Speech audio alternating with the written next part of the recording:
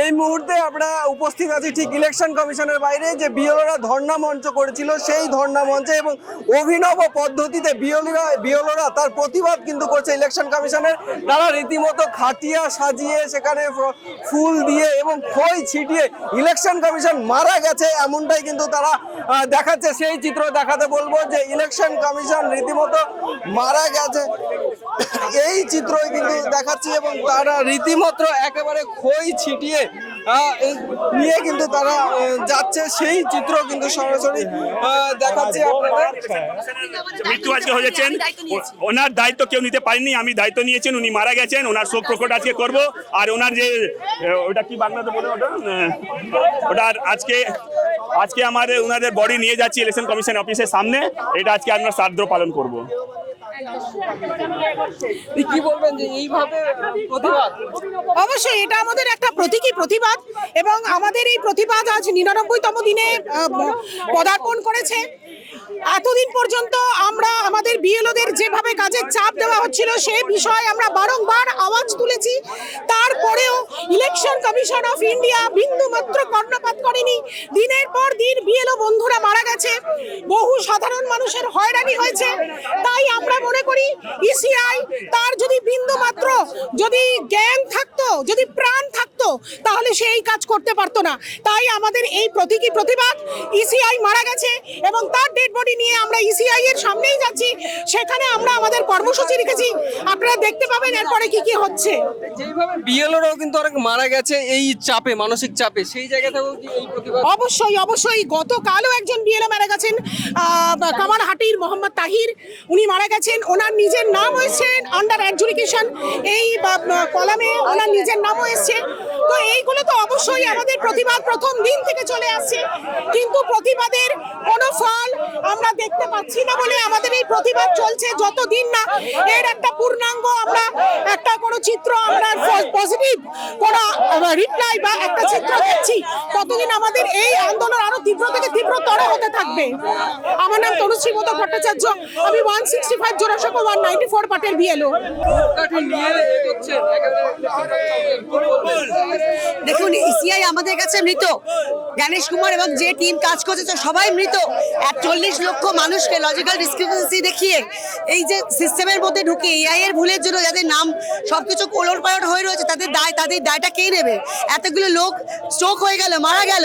আজকে election commission বিজেপির সঙ্গে মিলে এই আঘাত করে যে ষড়যন্ত্র করে এতগুলো মানুষকে ভোটার অধিকার থেকে ছিনিয়ে নিচ্ছে, তাদের জন্য আমাদের বারবার শান্তিপূর্ণ মিছিল করেছি, কোনো উত্তর পাইনি। তাই আমাদের মনে হয়েছে তারা মৃত, বিজেপির পোশাক কুকুরের মতো তাদের অবস্থা, এবং তাদের শুধু বডিটাই আছে, ভিতরে আর কিচ্ছু নেই।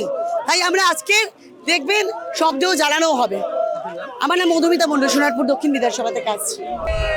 মারা গেলেন ইসিআইয়ের প্রধান কর্মকর্তা জ্ঞানেশ কুমার, তাই এই জ্বলন্ত বাংলার বুকে তাকে আমরা মুখাগ্নি দিতে চাই, এবং বাংলাকে জ্বালিয়ে যে জ্ঞানেশ কুমার সারা বাংলার বুকে হাহাকারের সৃষ্টি করেছে, আমরা তার প্রতীকী হিসাবে এই রাস্তা বেছে নিয়েছি।